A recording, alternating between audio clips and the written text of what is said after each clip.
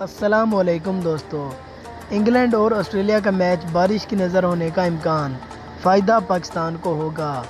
دوستو ویڈیو کی تفصیل میں جانے سے پہلے آپ سے ایک چھوٹی سی ریکویسٹ ہے کہ اگر آپ نے ابھی تک ہمارے چینل کو سبسکرائب نہیں کیا تو چینل کو سبسکرائب کر دیں اور ساتھ موجود گھنٹی کے بٹن پر بھی کلک کر دیں تاکہ کرکٹ سے متعلق تمام خبریں آپ کو وقت پر ملتی رہیں۔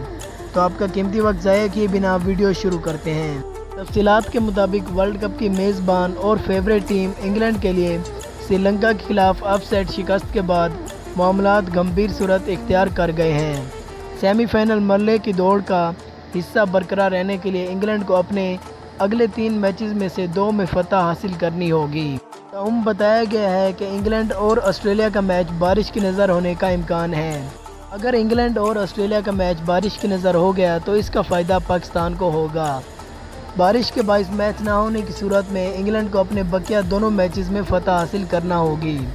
اگر انگلینڈ 2 میچوں میں سے فتح حاصل نہ کر پایا تو اس کے سیمی فائنل تک پہنچنے کے امکانات کم ہو جائیں گے، جبکہ پاکستان اگر اپنے اگلے 3 میچوں میں فتح حاصل کر لیتا ہے اور انگلینڈ اپنے اگلے 3 میچوں میں سے 2 میں فتح حاصل کرنے میں ناکام رہتا ہے تو اس صورت میں پاکستان سیمی فائنل کے لیے کوالیفائی کر لے گا۔